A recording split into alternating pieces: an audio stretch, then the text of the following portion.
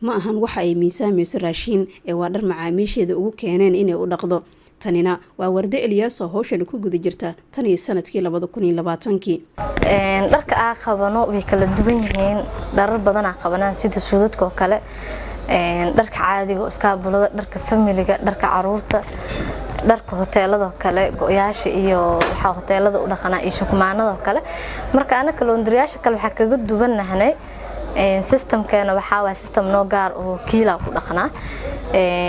dharka dhan waa la kiileeyaa laakiin marka laga soo tago suudadka oo kale ma kiileeno, bustahana ma kiileeno, dahayaashana ma kiileeno iyo suudadka, laakiin waxa kale dhan dhamaantood waa kiileena. qofkan waxa ku xiran tahay inta kiilo ay u soo baxda. xirfadda ay hadda ku shaqeyso waxa uu dheer inay sanadkii 2018 ka qalin bedelatay kulliyadda culuumta beeraha, balse uma aysan suuro gelin inay hesho fursad shaqo, taas oo ku dhalisay inay furato labadaayadan.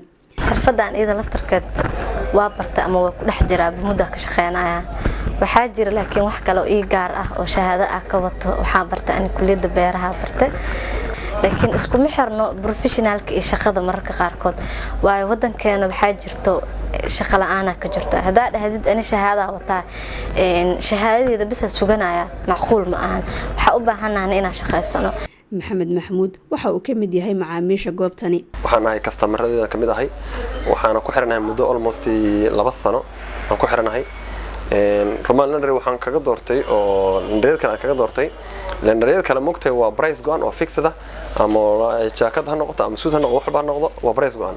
iyaga laakiin waxay la yimaadeen idea cusub oo maaragtay smart ah, fikrad cusub ay la yimaadeen oo ah in dharkii ay kaga qaadayaan kilogram waa loo kiileynaya. kiiladaas wuxuu ku soo baxay 3 xarun oo dhar dhaqid ah ayay ku leedahay caasimadda, waxayna ku taamaysaa in ay intaa ka sii ballaariso. xarumeyga hadda waxay ka kala furan yihiin lambar 4 Xamarweyne iyo Boondheere.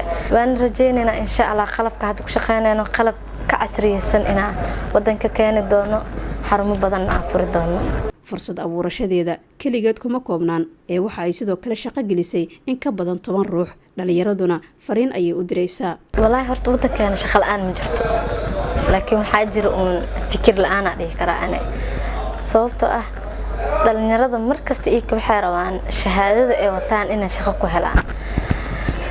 shahaadada ay wadatid mararka qaar waxaa jira waqtiga aysan ku saacideynin inaad shaqo ku heshid, laakiin inaad noqotid yacni qof oo fikir intuu la imaado fikirkiisa maalgashto waa shaqeysan kartaa. shalay ani waxa ahaa gabar iyada shaqo raadin jirtay, laakiin ani maanta waxa ahay qof milkiile ah. maanta ana shaqo la soo doontaa, shalay ana shaqo raadin jiray. marka ma jirto waxa la dhahayo wadanka shaqo la'aan ka jirta shaqo la'aan ka ma jirta yacni fikirka ama hal abuurka ama hal curinta baa wadanka ku yara dhigi kara. dhalinyaradana waxa jeclaanaa inay markasta ay la imaadaan yacni hal abuur. in Warde oo baratay cilmiga beeraha ka shaqeyso labadaayo waxay ugu tusaaleynaysaa sida da'yarteena waxbaratay uga weecanayaan in ay meel u fadhiyaan ku shaqeynta cilmiga ay barteen oo kaliya.